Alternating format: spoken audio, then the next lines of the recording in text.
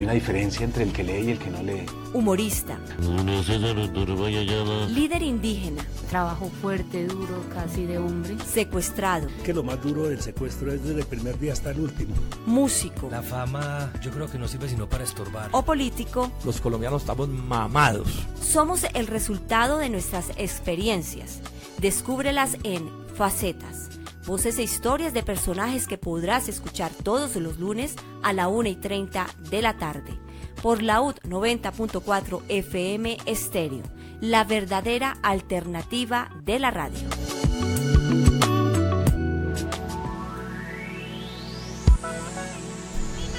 1:34 de la tarde, le damos la bienvenida a todos nuestros oyentes a este espacio Facetas, programa que se emite por Laúd 90.4 FM Estéreo todos los lunes, 1 hora, cada lunes con un invitado especial. En esta oportunidad tenemos aquí en nuestra mesa de trabajo a Santiago Betancur Cortázar, es periodista, escritor, es bogotano, ha trabajado por más de 20 años como reportero en periódicos como El Liberal en Popayán, La República acá en Bogotá, El País en Cali, y ha sido colaborador en El Espectador.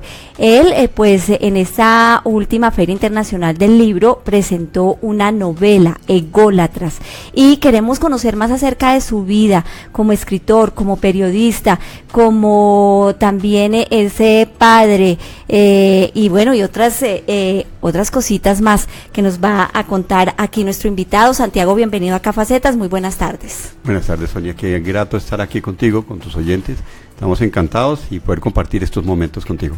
Bueno, Ególatras, por todas partes se escuchaba acerca de este libro, los medios de comunicación hicieron eco al libro, lo lanzó durante la Feria Internacional del Libro en su versión número 31 y llama mucho la atención el nombre, Ególatras, y hay que decir que es una novela y que pues no sé si será un pecado capital ser ególatra.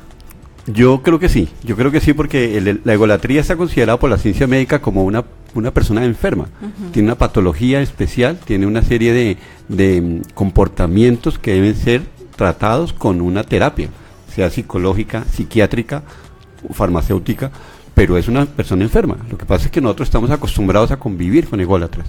Les hacemos la referencia, lo soportamos, es una sociedad donde el ególatra está por sus anchas, así lo que quiere. Son gobiernos ególatras, son políticos ególatras, son empresarios ególatras. Entonces la egolatría la tenemos tan común en nuestro paisaje que no nos llegamos a pensar que hacen daño a la sociedad, y el ególatra hace mucho daño a la sociedad, se hace daño a sí mismo y le hace un terrible daño a las personas cercanas.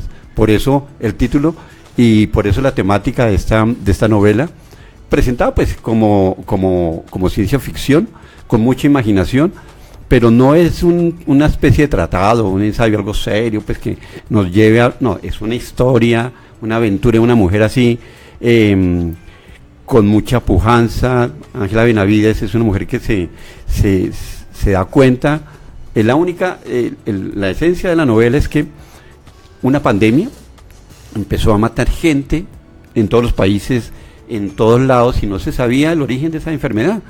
Se llegó a pensar que era un acto terrorista, pero no se sabía, porque morían indistintamente de cualquier país, y de pronto se creó una especie como de Organización Mundial de la Salud en todos los países para ver cómo se investigaba la terrible enfermedad, y solamente una médica colombiana, Ángela Benavides, da con el cuento, y resulta que ella se da cuenta que solamente se contagian de la terrible enfermedad las personas que desarrollan un comportamiento ególatra, y ahí comienza la novela. Uh-huh. Pero como tal la enfermedad no es la egolatría, ¿o sí? Sí, es la egolatría. Es la egolatría, ese es el centro de todo. Es el centro. ¿Por qué escoger un nombre como mujer? O sea, ¿por qué escoger la mujer, digamos, también como la protagonista de esta novela? ¿Y cómo escogió el nombre? Ángela Benavides, ¿tiene referencia de alguien? ¿Es alguna llegada suya? No, la verdad, Sonia, yo me he dado cuenta que cuando uno comienza a hacer un trabajo así con este formato de novela, empiezan a funcionar una serie de mágicas circunstancias que lo llevan a uno a trabajar en torno a eso. Mágicas circunstancias es que se casa con ideas, empieza a ser recurrente una cantidad de comportamientos en uno, y empieza uno a vivir por sus personajes. Es como si tomaran vida. Vargas Llosa decía impresionantemente, decía, después de un tiempo que yo comienzo una novela, mis personajes empiezan a andar solos y yo lo único que hago es seguirlos. Yo sí creo que existe una magia especial, y Ángela Benavides es origen de eso. Cuando comencé esta novela, por alguna razón, no conozco a alguien, Ángela, menos Benavides, tal vez un compañero del colegio era Benavides, no sé, pero no tengo una referencia directa, pero Ángela Benavides era recurrente, me soñaba con Ángela Benavides, era continuo el pensar en ella, además es un nombre muy sonoro, y es muy nuestro, uno lo siente que está caminando por la calle, y la idea de la novela es eso, que uno sienta que está caminando por la calle por ahí, y por eso se usan locaciones nuestras, ahora más adelante te cuento cómo fue la segunda parte de esta novela, pero la idea sí es que uno lo sienta como muy cercano, que es como una prima, alguien muy cercano, y así surgió el Ángela Benavides, y bueno, pues comenzamos con ella. ¿Y por qué ser mujer? Porque fue un reto poner en voz de una mujer como protagonista. Mi admiración por las mujeres siempre ha sido impresionante, y quería intentar ver la vida con cómo se desempeñaba ella resolviendo situaciones, y es impresionante. Yo me releo Ególatras y veo cómo Ángela Benavides resolvió algo. Yo digo, yo no lo hubiera resuelto así, pero en ese momento Ángela Benavides era la que estaba tomando la rienda del asunto. Entonces eso me ha gustado muchísimo. Hay magia en esto, Sonia. ¿Usted asumió el papel de mujer? ¿Usted asumió el papel de Ángela Benavides? Digamos, ¿usted se puso los tacones de Ángela Benavides? Sí, yo pienso que sí. Cuando había momentos en que hay personajes ególatras que salen con toda la fuerza de la egolatría, yo me ponía en los zapatos de ese personaje ególatra. Entonces yo decía, ¿cómo va a actuar en este momento? Entonces hay un personaje que es una señora que es aparentemente pues era muy, muy arrogante, pero la arrogancia es un paso anterior a la egolatría. Uno puede ser arrogante a veces, y normalmente uno a veces es arrogante, pero cuando se mantienen en picos arrogantes ya pasa a la egolatría. Entonces esta señora era muy arrogante a veces, decía, bueno, cuando ya se le estalle, cuando ya llegue el elemento que la lanza a ella a su mar de egolatría, ¿qué haría? Entonces me tenía que poner en los papeles de ella. De pronto conocí un personaje, parecía que tenía una colección de bastones. Entonces dije, no, pues ella va a coger con ese bastón y a pegarle al señor que ha sido el motivo de su disparo de la egolatría. Entonces me tenía que meter en ella. También, por ejemplo, en otro personaje que era un político famoso, muy reconocido, que ya tenía la enfermedad, ¿cómo iba a reaccionar él estando con esa enfermedad? ¿Qué decía ese personaje? Entonces, claro, sin lugar a dudas, entra uno dentro de la piel del personaje. Por eso la idea es que esta novela se vea muy fácil de leer y se vea uno dentro de los personajes, que pronto va a encontrar unos personajes cercanos a estos ególatras y puede identificar, bueno, este se parece a un tío o este se parece a un jefe que tuve, y es eso, sentirlos muy cerca. ¿Qué tan ególatra es usted? Porque los seres humanos por naturaleza, muchos, y eso es de admirar también, se quieren a sí mismos, y valga la redundancia, se admiran a sí mismos, que eso es como el sentido de la egolatría, y eso es, bueno, me quiero yo, me admiro por lo que estoy haciendo, por mi profesión, por que soy mamá, no sé, en fin, pero ¿qué tan ególatra de pronto es usted? ¿Qué tan pecado es ser ególatra? Porque usted lo ha dicho, eso ya científicamente comprobado que es una enfermedad. Yo pienso que sí, o sea, ha tenido pasajes ególatras. Yo he tenido, sin lugar a dudas, todos los hemos tenido momentos ególatras en la vida, en la existencia. La misma vida le hace uno bajar la cabeza, la misma vida le hace uno, recapacite porque de pronto su petulancia no está siendo buena, no está siendo positiva, no está siendo grata para la gente. Claro, he tenido momentos ególatras, sin lugar a dudas, eso sí, y tal vez uno... Bueno, digamos, el tema puede haber surgido porque en alguna época en el ejercicio de periodismo me tocaba visitar mucho empresas.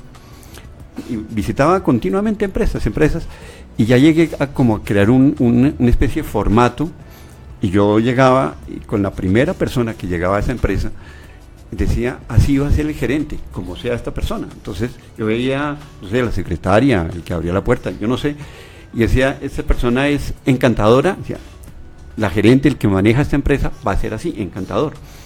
Y si era petulante, yo decía, me voy a enfrentar a un gerente ególatra. Y así era matemáticamente la relación, porque yo lo hacía la comparación con los cholados. Uno cuando se compra un cholado y le echan la anilina o le echan la crema, el dulce, eso se va regando por el hielo y lo impregna totalmente. Así es, el temperamento del líder, el que maneja una organización, se irradia en toda la organización. Entonces, es así como lo veía, y yo pienso que ahí está el papel del líder. El líder, su personalidad, todo eso es lo que jalona a la empresa. Y también debe pensar que sus defectos son también perjudiciales para la empresa. Y a veces es precisamente lo que hace la falla de una empresa, es la egolatría del que está manejando esa empresa. Entonces, tal vez por eso surgió todo esto. Claro, y el tema del periodismo también, muchos periodistas son ególatras, es decir, son más periodistas que personas, y es una crítica que se le hace al gremio. ¿Eso también lo comparte usted? Sí, yo he tenido la fortuna de andar en varios medios y he tenido la desfortuna de tener jefes en los medios ególatras, absolutamente ególatras. No quiero referirme en este momento dónde, pero he tenido jefes ególatras que imponen su pensamiento sabiendo uno desde la sala de redacción que está mal, que no está orientando como debe ser, pero mi pensamiento es el que vale, yo soy el que pienso, yo soy el que rijo, y por ahí sale la noticia y por ahí es como la opinión se entera de eso, y uno al otro día veía el periódico y decía, qué tenaz, que esto está presentado de esta manera cuando realmente no es. Y obedecía, porque uno vio cómo nació la decisión en la sala de redacción, que obedecía a un pensamiento ególatra. Entonces, fue la suma de todos estos elementos que dije, cuando tomé la decisión algún día de empezar a hacer mis temas, dije, bueno, ¿por qué no un pensamiento ególatra? Eso pues, ególatras comenzó un poquito como una presión académica. Yo había tenido, una amiga me comentó que entrara a una página de IDARTES, que habían buenas propuestas, buenas convocatorias, entonces entré a una y decía de periodismo y crítica para las artes, entonces se me hizo interesante, entré a concursar, era un grupo muy selecto, gente muy pila, gente con posgrados, era gente muy buena, entonces teníamos durante 6 meses estar en la Universidad de los Andes y recibíamos clase sobre las 7 artes, continuamente, y al final había que hacer un ensayo, escoger un arte y hacer un ensayo. Hice el arte, escogí el arte, hice el ensayo y lo gané. Entonces me sentí súper motivado, muy contento, y volví a entrar a la página de IDARTES y encontré una que decía creación literaria. Entonces dije, bueno, metámonos. Había que mandar un trabajo, me lo aceptaron y entré. Durante 6 meses nos reuníamos, eso era por localidades, nos reuníamos, Sonia, y era unos pelados, pero pelados pueden ser como mis hijos, poco mayores, con una calidad impresionante, y yo pues ya pintando canas y yo en medio de tantos pelados, y dije, bueno, pero estamos aquí, ya estamos acá. Entonces empecé a pasar trabajos y me empezó a ir muy bien, muy contento con ellos. Y al final de esto había que presentar las 2 primeras páginas de una novela. Tú sabes, Sonia, que en las 2 primeras páginas está todo, el tono, el personaje, la voz, el narrador, todo. Entonces dije, bueno, pues las 2 primeras páginas presenté, hicimos una reunión muy simpática con todo el grupo, tocaba leer las 2 primeras páginas, yo las leí y nos pusieron a votar. Yo voté por un muchacho que era una calidad impresionante. Cuando quedé empatado yo con él, dije, no, pues qué pues súper emocionante. Y resulta que nos fueron a desempatar y el muchacho dice, no, ¿cuál desempate? Su tema es lo mejor que hay, y me lo pues, gané. Entonces, eso me dio pues muy motivado. Pero entonces ególatra es como la suma de, eran buscando mis temas, que llevo ya recopilando temas, y por ahí hay temas, y esa presión académica durante esos 6 meses de sacar una novela en las 2 primeras páginas. Entonces se unieron los 2 elementos y surgió ególatras. ¿Fue complicado? Porque como escritora a veces el tema de el proceso para hacer el libro es a veces tiene obstáculos de uno mismo porque no le gusta como escribió al principio, entonces no, esto no me gustó, arranco la hoja, vuelvo a empezar. ¿Le pasó eso? ¿Cuánto tiempo, digamos, pasó, digamos, cuando ya dice, bueno, esto sí es lo que me gusta, pero por lo general uno es muy crítico con lo que hace? Sí, Sonia, que me traes grandes recordaciones en torno a esto. Lo hice 2 veces, esta novela se hizo 2 veces. Yo salí muy motivado de este grupo de literatura creativa y empecé. Y además el tema de la egolatría es universal, entonces dije, no, pues hay que hacerlo universal, entonces, ¿qué mejor que viajar? Entonces comencé a viajar, hice un viaje a Argentina, a Buenos Aires, a Tokio. Tenía planeado Londres, tenía planeado Múnich y Nueva York. Pero viajé con esa extraordinaria herramienta de Google Maps, que es Street View. Uh-huh. Coge el muñequito y entra a las calles y empieza a caminar. Entonces así hice, y también manejando estereotipos. O sea, dije, egolatría, ¿cuál es la capital de la egolatría si no Buenos Aires, no? Mira qué estereotipo tan marcado que uno a veces tiene. Y ahorita en la Feria del Libro me di cuenta que es completamente fuera. Los argentinos que conocí en la Feria del Libro son gente nada que ver con la egolatría, y me rompieron por completo el estereotipo, pero en ese momento había comenzado con ese estereotipo. Entonces llegué a Buenos Aires, recorrí Buenos Aires, surgieron personajes interesantes, salieron cosas muy interesantes, pero decía cosas, Sonia, como por decir algo, pues yo veía el río de la Plata y mirando, yo nunca he ido a Buenos Aires, yo miraba el río de la Plata y decía, no, esto tiene que tener un ambiente salino. Entonces yo hablaba del ambiente salino de Buenos Aires, no sé si lo tenga, no creo que lo tenga, pero ahí está expuesto. Luego viajé a Tokio, en la misma manera, y caminaba por Tokio, paseaba, yo decía, el Fujiyama se alcanza a ver desde las oficinas, no sé si se alcanza a ver, pasaba uno, esa herramienta es tan grata que pasaba al lado de las cafeterías y veía la empanada de ellos. Entonces decía cómo es la empanada, veía el nombre, investigaba los ingredientes y me imaginaba el sabor. Y así esa suma de elementos, cuando me leí un día, poniéndome realmente el papel de editor, como tú dices, Sonia, ese día me di cuenta que no sabía nada, que yo estaba intentando hacer un recorte de cosas que no sabían, y con el dolor de mi alma, más de 160 páginas a la basura. Me quedé con el tema y con Ángela Benavides, no más. Y arranqué en serio. ¿Pero eso fue por decisión suya o hubo una segunda persona o tercera persona que dijo, sí, échalos a la basura porque realmente acá no hay nada? ¿O fue solamente decisión? Fue decisión mía, dije, no, definitivamente esto no es lo que yo quiero. ¿Cuánto tiempo perdió, si podemos llamar de perder tiempo? Yo más de 1 año y pico. 160 páginas, es un libro yo soy prácticamente. Muy constante cuando estoy trabajando, pero constante de verdad, dedicado, todo ese tiempo para afuera. Entonces dije, bueno, ¿qué hago?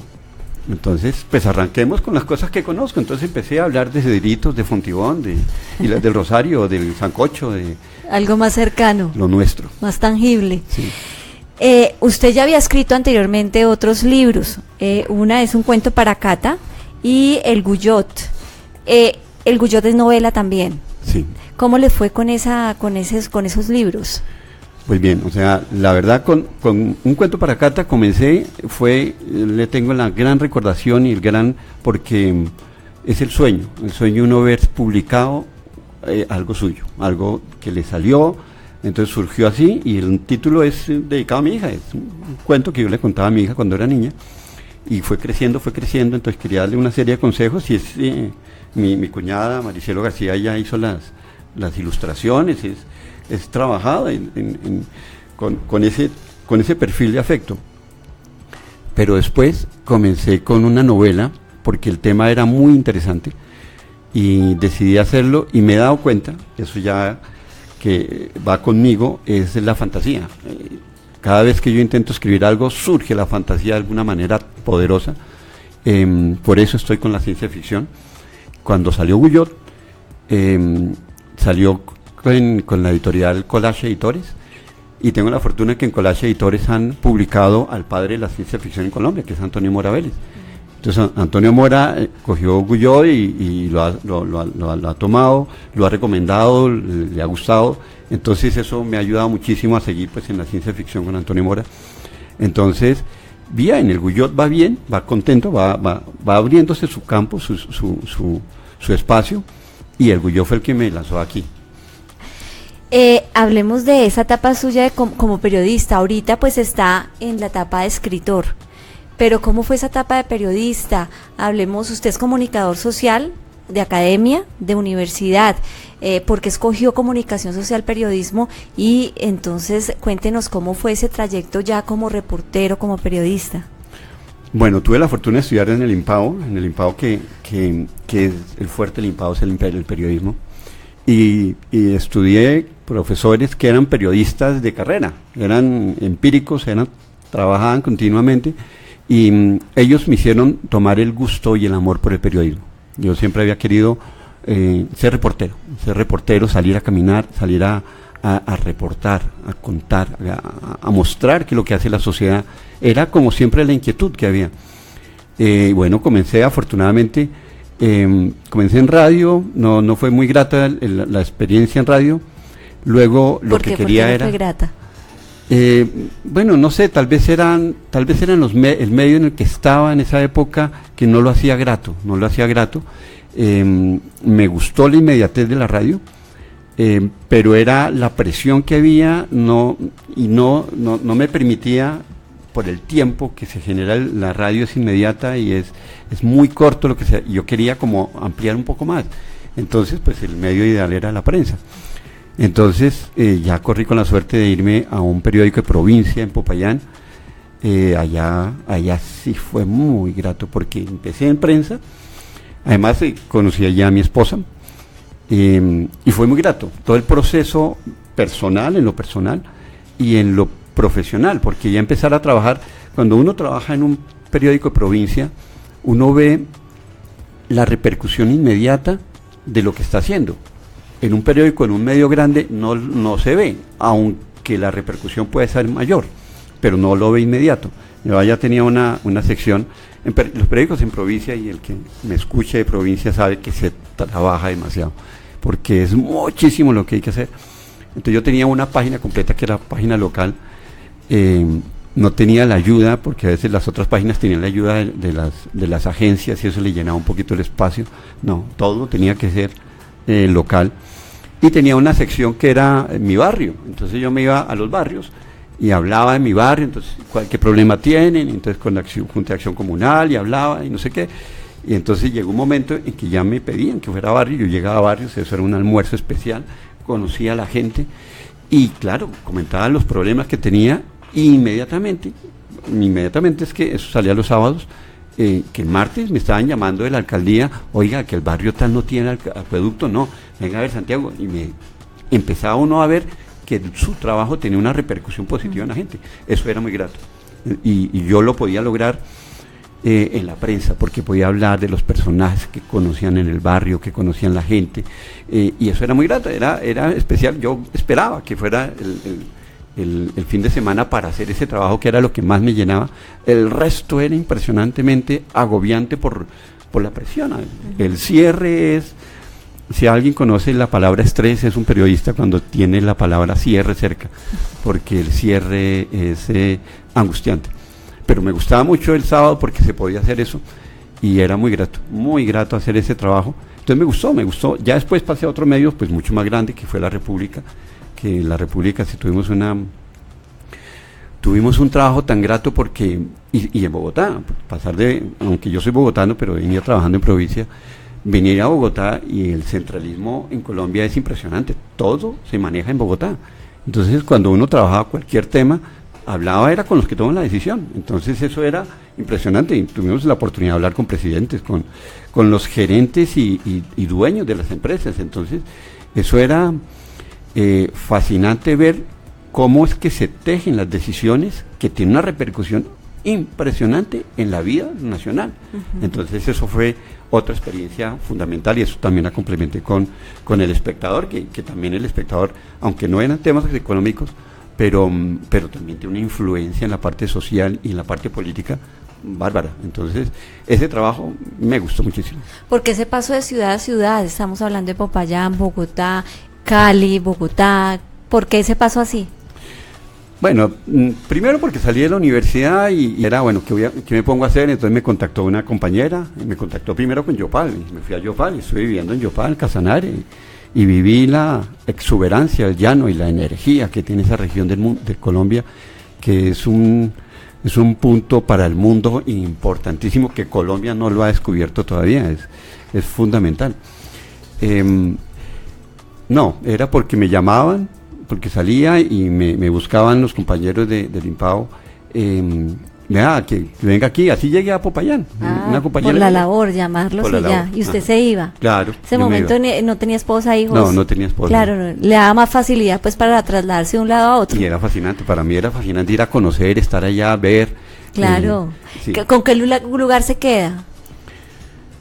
Porque, bueno, Popayán, no hay nada tan grato como Popayán. Hace poquito estuvimos allá recordando con ellos, fuimos con mis hijos para que vivieran y ha cambiado mucho, pero Popayán es un centro afectivo que quiero muchísimo.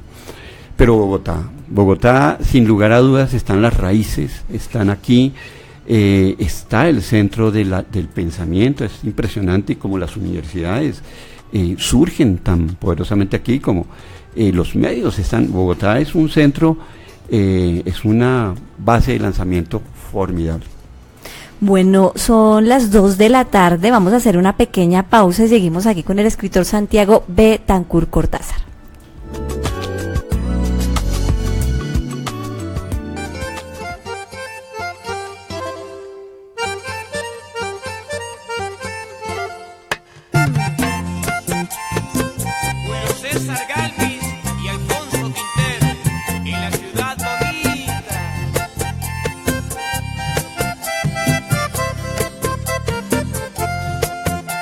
Estamos frente a frente los dos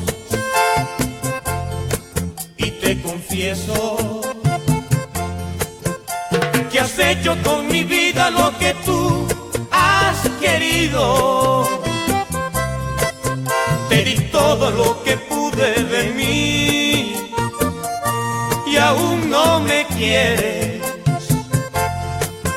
Y ahora vengo a despedirme porque ya todo ha sido imposible, pero déjame besarte una vez más, porque te adoro.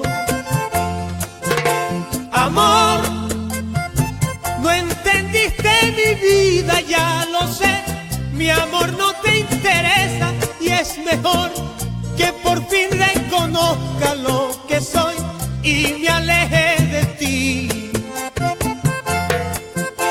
Amor, no entendiste mi vida, ya lo sé, mi amor no te interesa y es mejor que por fin reconozca. 2 minutos de la tarde, seguimos aquí en Facetas con nuestro invitado del día de hoy, Santiago Betancur Cortázar, escritor, lanzó un libro en la Feria del Libro, la que acabo de pasar, Ególatras, y pues está con nosotros. Ya hemos hablado acerca de su etapa como periodista, de escritor, que más adelante la volvemos a abordar, y en esta oportunidad irán a los oyentes pues porque ponen la canción, porque ponen ese vallenato, Enséñame cómo te olvido, del Binomio de Oro. Es una canción que a usted le gusta mucho, ¿por qué, Santiago?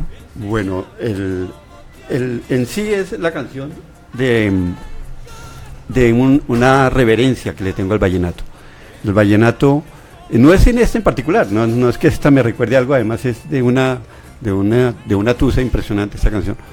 No es que me recuerde a alguien en especial, pero sí me recuerda el amor que le tengo al vallenato. El vallenato es una expresión nuestra y yo creo que uno debe siempre tener la oportunidad de tener un vallenato para bailarlo con su mujer cerca. Y el paseo y el son es lo que me gusta. Entonces por eso esta canción y por eso recordar esto, el vallenato, y recordar los momentos de vallenato que son muy gratos. ¿De dónde salió el gusto por el vallenato? No sé, la verdad, no tengo raíces costeñas, no tengo un origen así que me indique. Tal vez fue un descubrimiento personal, estando en la universidad, de pronto empecé a acercarme al vallenato. Los bogotanos normalmente, y sobre todo cuando me tocó a mí esa época, pues el vallenato no estaba tan popularizado en Bogotá, entonces no era normal estar en fiestas con vallenatos. Tenía uno que tener algún tipo de relación costeña o algo, pero me gustó, el son y el paseo, me empezó a gustar. Fue como un descubrimiento personal. Después viajé por allá y ver cómo es el vallenato en las regiones allá, en los pueblos, es que lo viven de una intensidad, y para ellos dije, esto me fascina, porque que uno viva la vida con ese nivel de pasión y que eso lo motive la música, porque la música tiene eso, la música como ninguna otra arte logra llegar a tocar directamente las fibras del alma, entonces, y que eso nos logre a todos, porque hay otras artes que pueden tocar fibras, digamos la poesía, pero para la poesía se necesita un entrenamiento y un conocimiento, pero en cambio con la música no, la música la vive intensamente un niño de 4 años o un señor de 80 años, porque toca eso, toca el alma. Entonces es eso, el vallenato toca mi alma. Santiago, ya hablamos de ese momento del periodismo, de ese trayecto profesional, pero entonces volvemos a retomar el tema de la escritura. Usted me decía extra micrófonos que escribir ya fue hasta tarde, empezó, digamos, muy tarde, me dijo que a eso de los 50 años. ¿Por qué? ¿Porque ya tiene más tiempo o porque descubrió ese don que de pronto antes no había descubierto? ¿Por qué? Bueno, primero porque quería el deseo de escribir mis cosas, porque tenía una recopilación de temas que están ahí y quería desarrollar esos temas, porque ya cuando uno tiene 35, la vida la tiene como una autopista libre y no hay límite, pero ya cuando uno pasa a los 40 y pico, ya empieza a ver que no todo se puede realizar.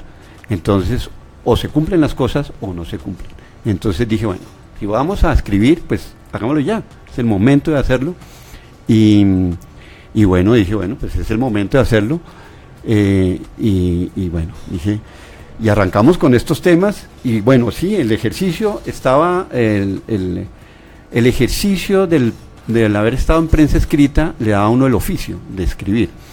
Y la lectura, yo siempre he sido un gran lector, entonces esa combinación de ambas me permitió arrancar con un texto largo que era un cuento, y luego una novela, y luego esa otra novela, y luego lo que viene, porque pues ya me siento con la seguridad de hacerlo. El apoyo de una editorial, es difícil a veces que de verdad se apoya al escritor, a veces tienen que ser muy independientes, sacar de su bolsillo para poder sacar a la luz un libro. ¿Usted cómo le ha ido con eso?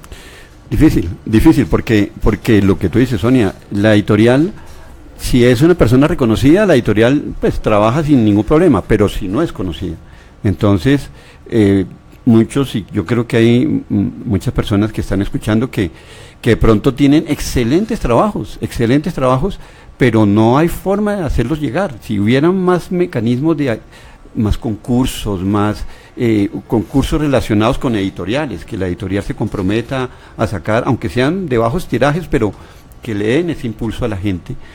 Yo pues he visto muchachos con unos talentos impresionantes, pero que deciden hacer otras cosas porque no se sienten del todo seguros. Entonces, sí, yo creo, y Colombia es una mina impresionante de talento. Me he dado cuenta que hay mucho talento, hay mucha gente que tiene ganas de decir sus cosas y tienen la voz para decirlo. Entonces, sí, debería ser una campaña especial las editoriales, aunque lo hacen, pero debería ser más masiva, llegar a más sitios, porque hay mucha gente que tiene mucho que decir, sobre todo en este proceso, en este país tan convulsionado, tan lleno de dolor, tan lleno de drama. Hay mucha historia por ahí que puede perderse o puede surgir de una manera impresionante, pero no, las editoriales no deben perder tanto o esperar tanto a que sea conocido el autor, sino impulsarlo. ¿En qué momento escribe? ¿Hay un momento específico, una hora específica, un día específico para escribir? No, yo soy muy disciplinado. Uno debe aprender a conocer ciertos valores, virtudes que puede tener uno, y yo conocí que tengo una virtud fundamental que es fuerza de voluntad. Eso eso sí, tengo una fuerza de voluntad de hierro, y cuando la pongo en práctica, esa me impulsa como un turbo, como un motor especial que me lleva, me jalona.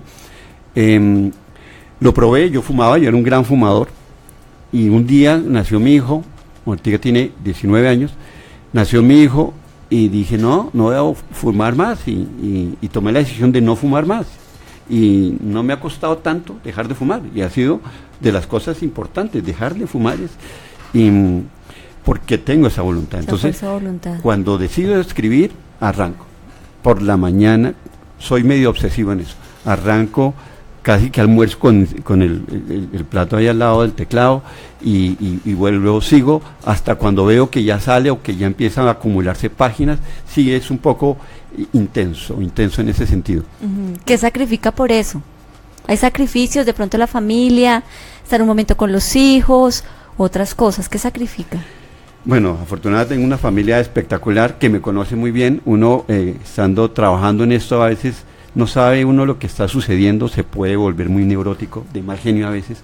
Tengo afortunadamente polos a tierra, uno debe tener ciertos polos a tierra, y un polo a tierra, por ejemplo, son los perritos. Un perrito siempre es un polo a tierra, entonces el perro siempre le está viendo a uno la naturaleza viva de su alma, entonces que en cualquier momento yo pueda estar con el perrito, eso es un polo a tierra.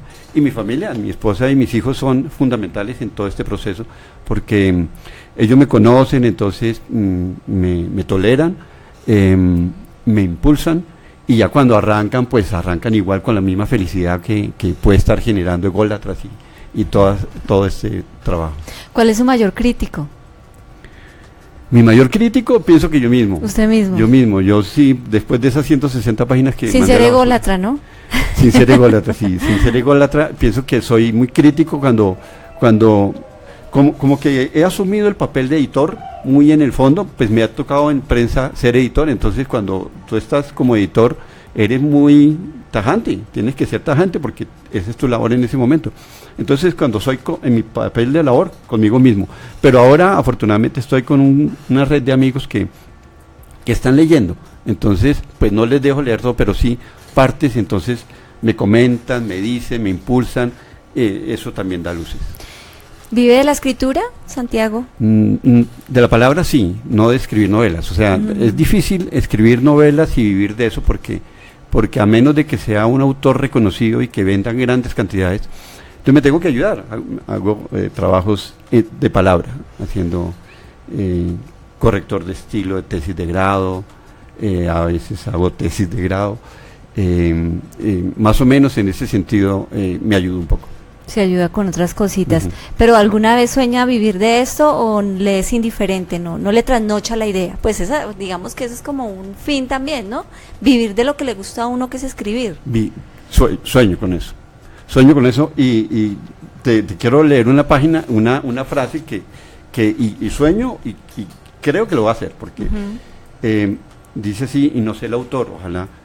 No sé quién la dice, pero dice: Dios no nos da un sueño sin antes darnos el poder para realizarlo.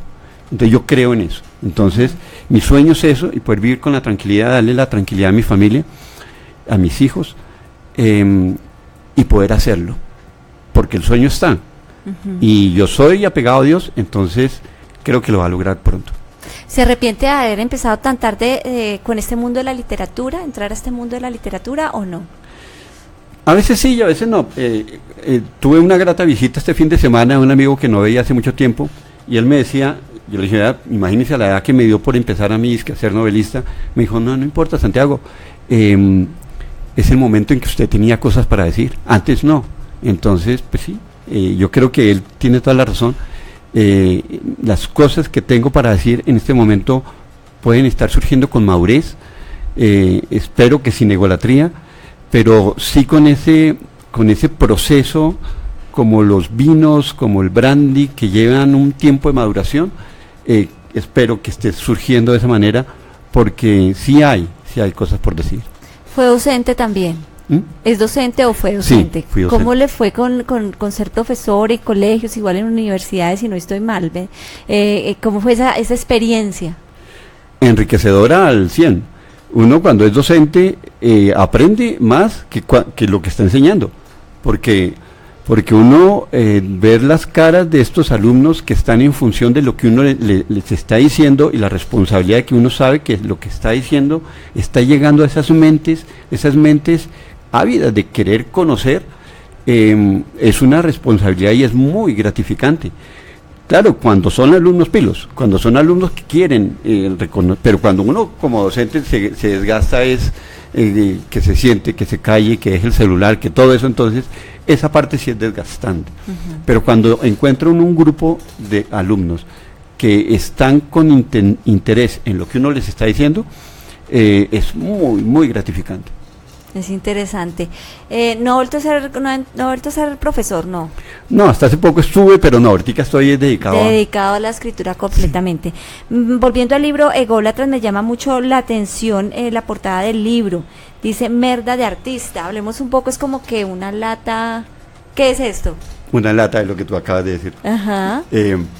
Ese es Piero Manzoni. Si quiere lo mostramos a la cámara en Facebook Live para que la gente lo mire. Este es Piero Manzoni. Piero Manzoni revolucionó el arte en los años 60 porque él decía que todo lo que hace un artista se vende. Entonces él decidió coger unas laticas, llenarlas de sus propias excrescencias y venderlas. Entonces se vendieron, hizo 99 latas de esas, la 85 se vendió en 400 millones de pesos y revolucionó, es tal vez la obra más conocida de Piero Manzoni. Y nosotros con el editor, con Pablo Pardo, el editor de Casa de Libros, teníamos la gran incertidumbre cómo podíamos graficar una novela que hable sobre egolatría. Entonces era difícil, realmente era un tema muy complicado y empezamos a hablar y entonces surgió el tema de la latica esta, y resulta que esta lata en la novela Ególatras es el centro, pues no propiamente la de Piero Manzoni, pero sí una lata parecida, es el centro de la crítica social que hago en Ególatras. Entonces es ahí cuando de una manera grata, agradable, cómica, pero sí es una crítica social. Entonces quien lea Ególatras, después finalizando el primer capítulo, comenzando el segundo, se va a dar cuenta perfectamente por qué el origen de esa portada. ¿Dónde se puede conseguir el libro?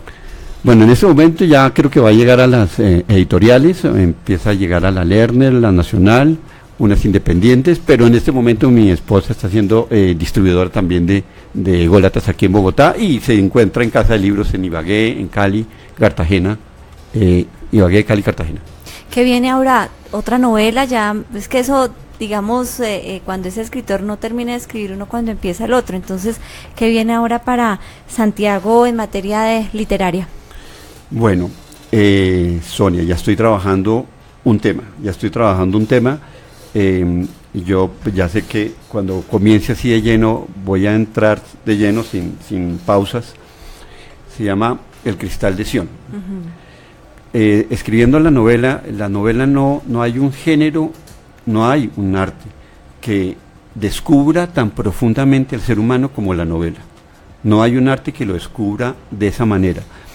Y uno escribiendo una novela es la manera como uno se descubre a sí mismo. Yo me estoy descubriendo, hay temas en mi vida que quiero tratar porque me los va a descubrir y me voy a mostrar como soy. Mario Vargas Llosa, te lo vuelvo a mencionar, decía que lo más parecido con la novela es el striptease, porque poco a poco uno va dejando prendas hasta quedar completamente expuesto. Así es, yo pienso que uno debe, si la quiere hacer realmente, o sea, con trizas del alma, debe hacerlo así, soltar un poco dentro de su interior. Entonces voy a abarcar un tema que creo que es muy importante, que es el tema de la fe. Por eso se llama El Cristal de Sion. Tiene mucha fantasía, por supuesto, yo no puedo apartarme de la fantasía. Va a tener relaciones afectivas, eso las tiene, va a tener contactos afectivos, porque esos elementos están en lo que he escrito, y eso es parte de la vida. Pero va a tocar como si aquí en la egolatría y ese territo es como el centro de la crítica social. En El Cristal de Sion el centro va a ser, en literatura se habla de un deicidio. El deicidio es matar a Dios, y va a hablarse un poco de cómo esta sociedad nuestra ha matado a Dios y lo ha cambiado por el dinero, por el sexo, por la banalidad, y cambió su Dios. Entonces vamos a tratar ese tema, pero de una manera grata, amena, también divertida, con persecución, con afectos, con dinámicas. ¿Cuándo sale el libro? No sé, Sonia, espero que sea pronto. Contarle que no eche 160 páginas a la basura. Sí, eso espero que no sea tan tremendo porque voy a tratar aspectos literarios como tenaces, como por ejemplo usar una narración polifónica, donde hayan varios narradores. Eso va a ser un reto para mí, va a tener muchas claves literarias, que eso es un reto para mí. Entonces, pues estoy aprendiendo, estoy estudiando, estoy trabajando en eso. Entonces vamos a ver cómo surge esto, pero ya los motores están prendidos, ya el cristal de Sion está empujando, ya todavía no sé si va a ser un personaje hombre o un personaje mujer. No sé, yo creo que va a ser un hombre porque quiero ver el mundo con mi visión personal. Me fascinó hacer un personaje, una heroína como Ángela Benavides, pero ahora quiero verlo con mi personalidad puesta con visión de hombre en torno al tema de la fe. Entonces, vamos a ver cómo resulta. ¿Cómo va? Bueno, Casa de Libros fue uno de los libros ególatras más vendidos de esta editorial en la Feria del Libro.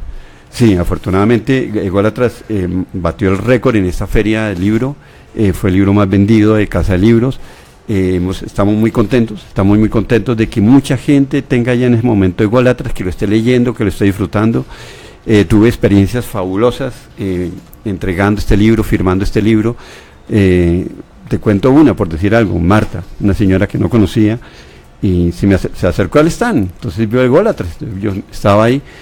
Casa de Libros siempre tiene autores, entonces uno está ahí con varios autores, entonces se acercan y mire, Santiago, la señora quiere que usted le cuente su libro. Entonces me acerqué, le conté un poco y pronto dice, estoy mareada, ¿quiere sentarse? Entonces se sentó y dice, lo que pasa es que me acabo de dar cuenta que vivo con un ególatra. Entonces se lo compró, feliz, encantada. Sí. Y situaciones así, encontré una serie de personajes muy gratos, y saber que están en este momento y que Ególatras esté en sus casas, en sus mentes, es fabuloso pensar eso. ¿Cuántos libros se lee al año y qué tipo de literatura lee? No sé, a veces hay momentos en que el tiempo le permite a uno ser más dedicado a la lectura, pero sí, busco estar lo más cerca posible a los libros. Ahorita estoy encantado con un libro de Juan Gabriel Vázquez que me tiene fascinado, viajes con un mapa en blanco. Es fácil, no es ficción, sí. Es un ensayo, pero me gusta pasar de ensayos, ficción, ciencia ficción, leo de ciencia ficción, clásicos. Uno no puede apartarse, uno no puede pasar un semestre sin leerse un clásico, es fundamental leerse clásicos. Madame Bovary es el que tengo ahí en la mesita anoche, ya tengo que arrancarla. Bueno, hay una serie en fila, están varios, y me gusta cada vez que se pueda, pero también sin dejar de compartir las cosas de la vida. Uh-huh. Yo como padre tenía una intención de crear un diálogo directo, un diálogo paralelo con mis hijos, apartarme un poco de la situación de padre y tener un diálogo paralelo, así como más tranquilo, y estaba buscando la manera. Entonces, con mi hija lo logré sin problema porque ella ha sido una gran lectora. Entonces, cuando uno comenta un libro con alguien, está al mismo nivel, sea quien sea, está al mismo nivel. Entonces, ¿cómo te pareció esto? Entonces me comenta y me dice, y estamos felices en eso. Pero con mi hijo, él no era tan gran lector. Yo decía, ¿cómo logro este diálogo paralelo con mi hijo? Y me di cuenta que él estaba muy aficionado a los juegos de video. Entonces dije, bueno, pues la forma es aprender juegos de video. Entonces ya, pues, me dediqué a aprender a jugar juegos de video. Me costó, Sonia, una barbaridad. El comienzo era muy difícil. Sí. Pero el ser humano es cuestión de ponerle empeño a las cosas y puede lograr resultados. y lo logra. Entonces yo, Ortica, sin petulancia, te puedo decir que juego FIFA bien. Bien, ya. A un nivel, bueno, es que Ortica hay muchachos que juegan, pero juego a un nivel bueno de FIFA. Y hacemos juegos, en la casa hacemos juegos, todos hacemos juegos, y he hecho varias sagas, he hecho juegos y feliz. Entonces ya tenemos un diálogo paralelo con mi hijo. Mire, papá, Call of Duty llegó, mira, genial entonces Halo, entonces tenemos ese, y lo comentamos y vemos cómo él juega, es diferente. Pero muy bueno ese acercamiento, ¿no? Saber de los gustos y tratar de aprender de los gustos de los hijos. ¿Qué fue lo que más le gustó de esta Feria Libro, además de su libro, obviamente? Bueno, la feria estuvo llena de magia, sin lugar a dudas estuvo llena de magia. La cantidad de gente que fue es impresionante. Ahí criticaban de que de pronto no iban con mucho talego, pero yo decía, pero no importa, el hecho de que vayan casi 600,000 personas a ver carátulas, eso ya es algo muy llamativo. Eso muestra el interés que hay en Colombia por la lectura. Puede que seamos un país de los países con menos nivel de lectura, pero que Bogotá es la segunda feria internacional del libro más importante de América Latina, y que haya tanta gente en función de ver, unos a comprar, pero que genere esa emoción en las personas, tal vez es lo que más me ha gustado, ver familias que estaban apoyando a sus hijos, niños llevando apersonados su libro de princesas o de animalitos, pero apersonados porque era su libro. Eso ha sido muy grato, muy especial. Los editores, la verdad, estuve hablando con varios editores, muy contentos. Parece que fue una feria que a ellos les generó dinámica, les generó proyección. Pienso que esta feria cada vez es mucho más importante, y creo que Colombia puede llegarse a ver muy beneficiada, y sobre todo Bogotá, de eventos como este que siguen creciendo, y la gente que se le acerque un poco más, que ojalá los libros sean más baratos, que sean más asequibles, porque hay interés por la lectura. Hay interés, sí, a veces es que son muy muy caros y por eso la gente pues no se anima a llevarlos. Pues interesante esta charla con usted, Santiago, muy rico saber más acerca de un escritor bogotano, colombiano obviamente, Santiago Bentancur Cortázar, tiene apellido hasta de literato. Sí, muy Cortázar, bien. sí. Muchas gracias y bueno, nos volveremos a ver para la próxima. Sonia, muchísimas gracias por tu invitación, encantado de estar compartiendo esto, ha sido una charla muy grata, muy especial, te agradezco mucho, Sonia. Bueno, son las 2:25 de la tarde, con este buen invitado terminamos Facetas, nos volveremos a escuchar en 15 días, porque en 8 días, Pedrito, muchas gracias por el máster, es festivo, entonces en 15 días nos volvemos a escuchar con otro gran invitado.